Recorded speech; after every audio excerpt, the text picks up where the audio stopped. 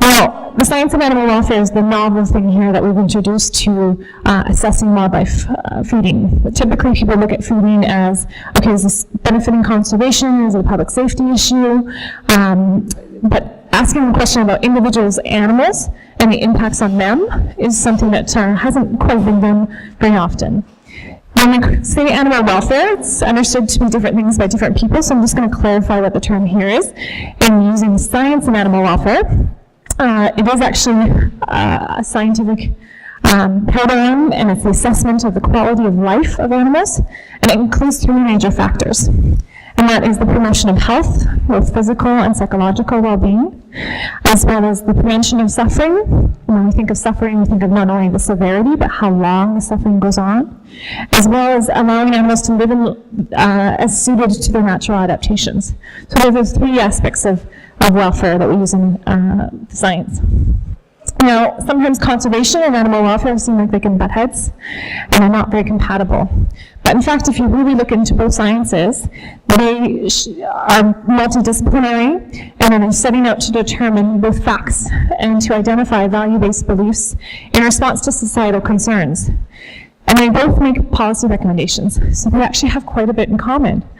But more importantly, they really have a shared goal. And they both want to reduce harms to wildlife. And they have a shared problem in that we have a growing human population and industrialization. So conservation and animal welfare need to really become better friends, let's just say. So distinctly, we talked today already about largely unintentional feeding of wildlife. So there are great programs out there that are trying to prevent this by educating people about how to maintain their garbage, what's proper, even to the landfill sites and use of transfer stations, composting, how to make sure your bird feeders are not becoming attractants. So we've got a lot of great programs out there trying to educate people about that. But when we look at intentional feeding, we can break these up into different types. You've got animals in captivity and animals that are free living. So a captive example, of course, is wildlife rehabilitation. These animals are dependent on people, so we have a duty to care for them and provide them with husbandry. But when we break down the animals that are in a free living environment, we have animals that are in research programs, we have animals that are in management, as well as tourism and opportunistic feeding of wildlife. That's where the urban wildlife conflict often comes into this opportunistic category. So I'm just going to run through these categories briefly.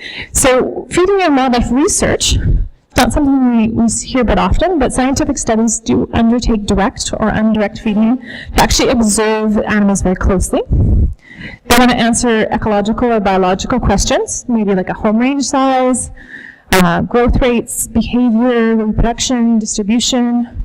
But thankfully, most of these studies are short-term. They have small sample sizes, and they're using natural foods. They're not throwing out bread to the ducks to see what the ducks do next. These are often approved, of course, by ethical review committees if they're done at a university. And of course, if they're going to be published in a study, the journal's going to make sure that they had some type of ethical review. So there's a lot of checks and balances to these, we hope. Now, wildlife feeding in management, some of you might be familiar, this is a winter deer feeding.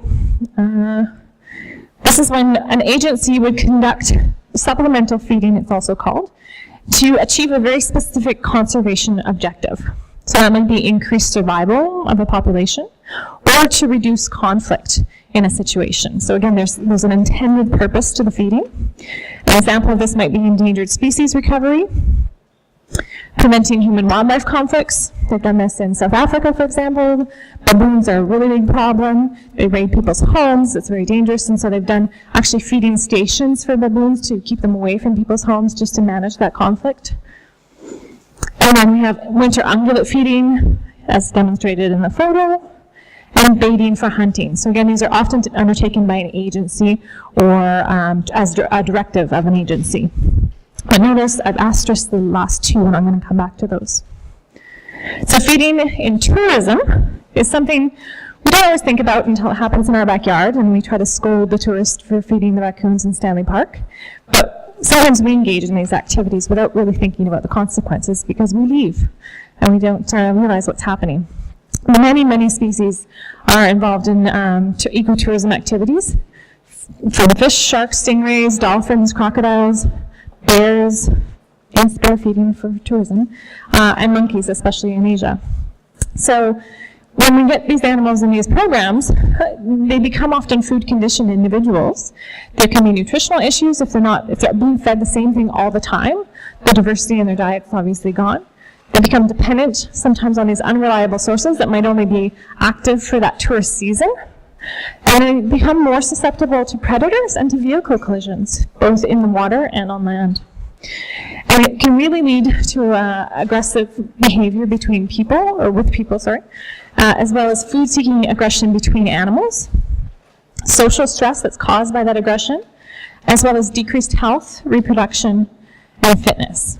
I think the conference has been excellent. I think it brings together not only officials from municipalities and the ministry, but I think it brings that presence that it's okay that we agree to disagree sometimes, but we need to address these issues together. I think I took away the predator management strategies, particularly for livestock. That was something that I didn't know a lot about, but I think that's an area that we really need to get more into. I think you absolutely need to make the effort to come out, because I think you'll learn a lot and you'll make a lot of great contacts if this is an area that you want to pursue and make a difference in.